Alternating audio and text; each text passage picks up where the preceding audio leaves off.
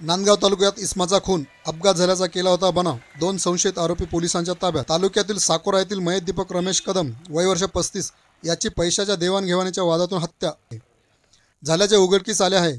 खून झालेल्या दीपक कदम यांची पत्नी मनीषा दीपक कदम साकोरा हिच्या फिर्यादीवरून या घटनेतील संशयित आरोपी योगेश बाळासाहेब पगार व देवाजी दगा बोरसे राहणार साकोरा तालुका नांदगाव यांच्यावरती भादवी कलम 302-34 प्रमाणे नांदगाव पोलीस ठाण्यात गुन्हा दाखल करण्यात आला आहे।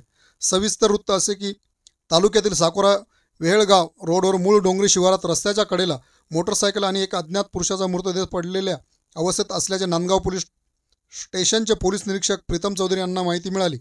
घटनेची माहिती मिळताच पोलिसांचे पथक तात्काळ घटनास्थळी पोहोचले। पोलिसांनी मृतदेहाची ओळख पटवत सदर मयत व्यक्ती दीपक रमेश कदम राहणार साकोरा येथील असल्याचे समजले। हा अपघात नसून हा खून पोलिसांचा संशय बळावला।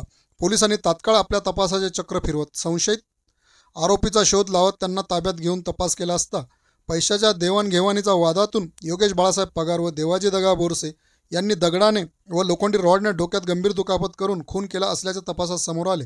आरोपींनी अपघात झाल्याचा बनाव केला होता, तरी सदर आरोपी यांना ताब्यात घेण्यात आले आहे। घटनेचा तपास पोलीस अधीक्षक शहाजी उमाप, पोलीस उपअधीक्षक अनिकेत भारती, पोलीस उपविभागीय अधिकारी सोहेल शेख यांच्या मार्गदर्शनाखाली पोलीस निरीक्षक प्रीतम चौधरी, उपनिरीक्षक नितीन खडांगळे, पोलीस हवालदार जगताप राजू मोरे, कांदळकर खामकर, सचिन मुंडे, दत्तात्रय सोनवणे, अभिमन्यू आहेर यांनी केला।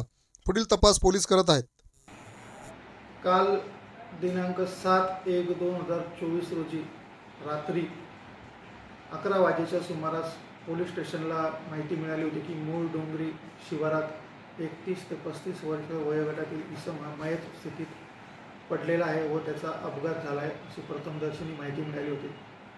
आम्ही व आमच्यासोबत API खंडागळे व स्टाफ असे घटनास्थळी गेलो असता सदर घटनास्थळाची पाहणी केल्यानंतर सदर घटना ही अपघाताची नसल्याचे प्रथमदर्शनी आम्हाला दिसून आल्याने आम्ही मयत इसमाचा शोध घेतला असता सदर मयत इसम हा साकोरा गावातील दीपक रमेश कदम हा असल्याची आम्हाला माहिती मिळाली।